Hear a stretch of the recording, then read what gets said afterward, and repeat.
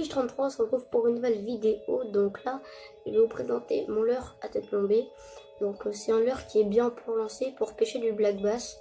Voilà, hop, c'est un leurre qui est assez bien pour pêcher du black bass. Il nage assez bien. Il faut faire attention parce que des fois il se pique.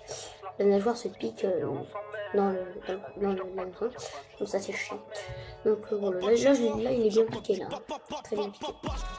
Donc voilà, il a un petit plomb. Et voilà, je vais laisser sur ça, petit hameçon.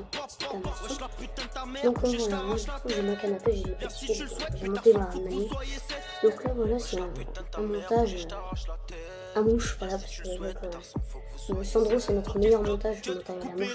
Je vous conseille fortement ce montage, mais en fait dans le tuto il le fait, mais il y a un petit problème de cours. Donc voilà, faites plusieurs, ne faites pas 7.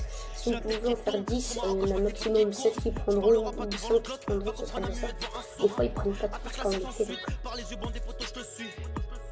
donc c'est bien de tous les faire prendre.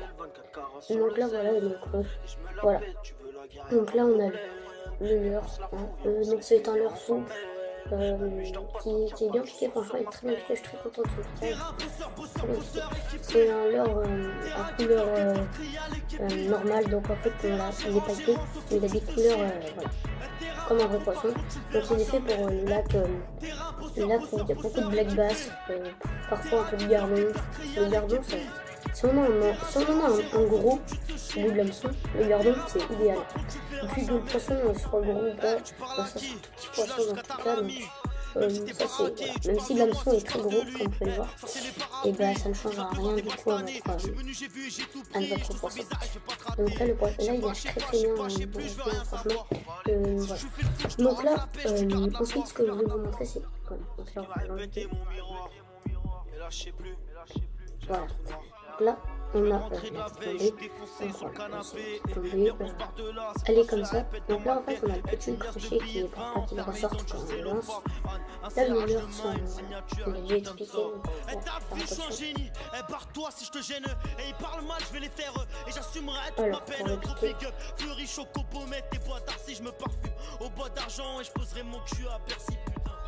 l'hôtel, 24 carats sur le Z. Et je me la pète, tu veux la guerre, y'a pas de problème. Viens, on se la fout, viens, on se les fait, viens, on s'en met. Est-ce que je vais bien piquer? Très mal piqué là.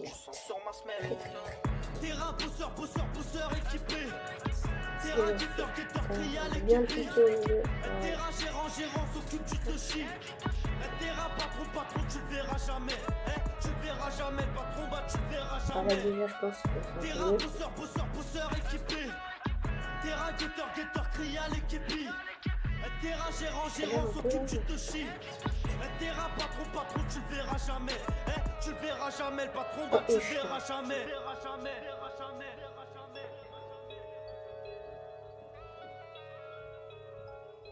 Et voilà, très bien piqué. Et voilà. Je vais bien le remettre. Attendez. Ah non, je l'ai piqué à l'envers, quel idiot. Oh là là. Quel idiot. Oh oui, d'accord. En fait, il est déjà un peu amouché le leurre, donc un peu énervant.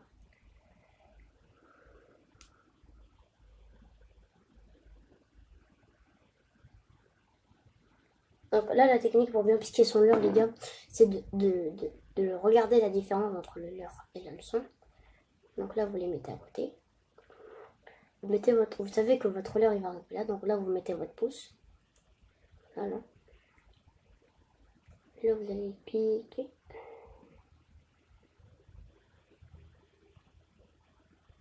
Et je l'ai bien piqué, nickel. Oh, très bien piqué là.